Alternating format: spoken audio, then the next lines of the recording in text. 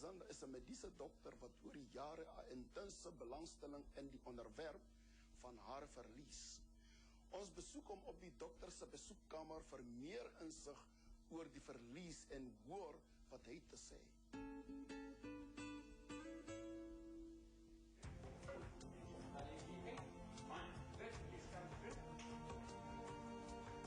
Well, hair loss is just a general term that really involves a lot of different things. First of all, you get hair loss in both males and females. Hair can fall out and grow back, and if it grows back thinner and finer than what fell out in the first place, you're going to have a problem long term. If it grows back as thick and as strong, then you're not going to have a problem in the long term.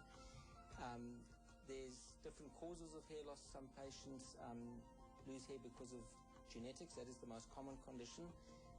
Then you've got a condition where the body makes antibodies against your own hair follicles and you actually reject your own hair. We call that one alopecia areata.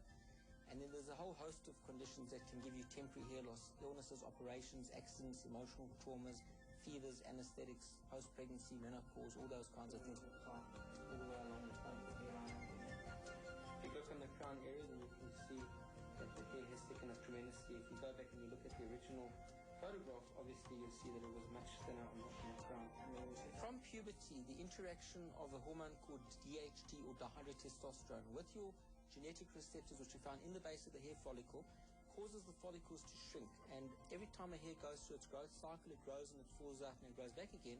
It'll grow back thinner and finer than the previous hair, until eventually, over many years, let's say in a male, for instance, you can shrink that follicle all the way down to the point where you end up with a tiny little follicle with an almost invisible little hair that hardly breaks the surface of the scalp. And that's what we refer to as male pattern baldness. Now, the same thing can happen in females, but obviously they have got far less testosterone than what us males have got, and so it's a far less severe problem. But I do treat some patients, even young women in their teens or in their early 20s, that have already started to thin from this condition. And you seem to have a little bit of extra growth coming in the front there. There's a few little extra hairs that are converting from the vellus hair type into the terminal hair type, so I'm quite pleased about that.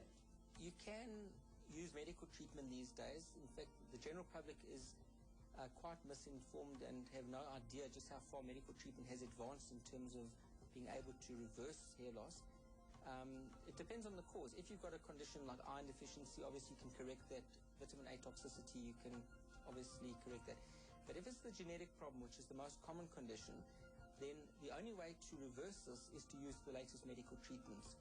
And the latest medical treatments have a high success in both men and women in terms of not just stopping the process of balding, but actually reversing this. Now, if you look over here, you'll see that we had quite a thin area on the crown back in May, July 2009, and that area is now completely closed up. So, quite pleased about that. And also the front, if you look at the front, you can see things are thickened up quite tremendously. Hair loss has a huge emotional effect on men and women. If you think about it, your head is the most visible part of the body. 2/3 of it is supposed to be covered in hair. And hair is the single factor that changes your appearance more than anything. So it can age you by up to 20 years. It can make you look a lot older. You lose a lot of confidence, both in the workplace and on the social front. So people have even become recluses because they've lost hair. And if it can be sorted out, then so much the better. A lot of people believe that only men get hair loss, which is untrue. Women get hair loss as well. People believe that hair loss is something which is irreversible, that, once you go bald as you get older, it can't be reversed, that you can't stop the process of balding. So that's another misconception, because these days we can do a lot to not only stop the process, but to grow the hair back. 3 main ways of tackling the problem would be the medical treatment, which is what we do. There's hair replacement, which is hair pieces and wigs, and then there's hair transplant. So those are your 3 ways of actually tackling the problem. Dr. Alexander and Flavia, welcome to Hola, Monate. It's nice to have you with us. Thank you very much, Candy. Doctor, I see you have your patient here. What are the most common changes in ladies' hair? Candy, most people don't realize that women suffer as badly as men do when it comes to hair loss. The most common cause of the condition is what we call alopecia androgenetica, or we might call it male or female pattern baldness. And this is a condition which you get from both sides of the family tree.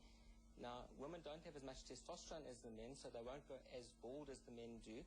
but at least 40 to 50% of women and at least 70 to 80% of men in their lifetime will experience hair thinning from this condition. People have accepted for years that as you get older, you get thinner and thinner, and people thought that that was a natural part of the aging process, and now you don't have to actually accept that anymore. At least from what age should I expect to see my hair going?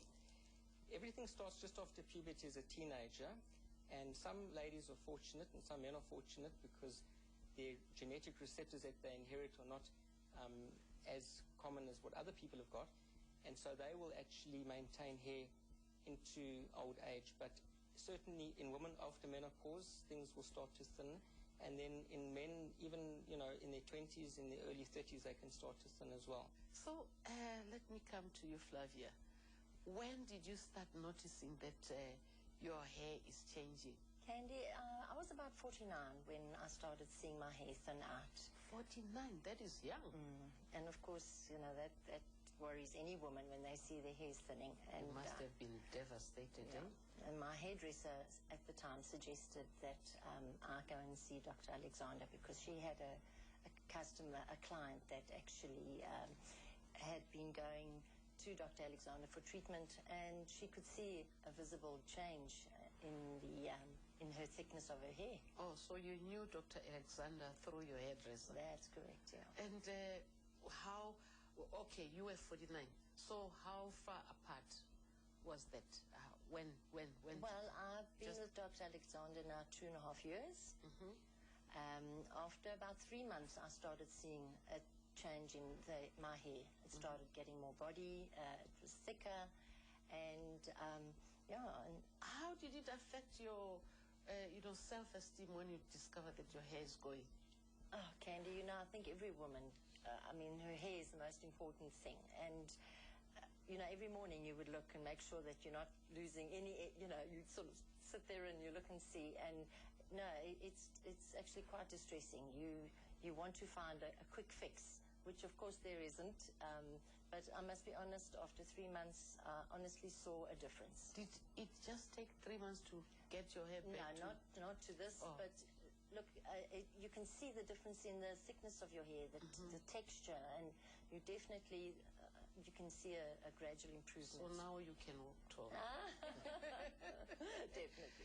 This was so informative, and I hope people out there are no longer going to get scared about, losing their hair, because that's the most important thing, especially with women. If I lose my hair, it means my life is gone completely. Absolutely. Thank you so much for coming. Thank you. A great pleasure, Candy. Thank you for having us. Thank you.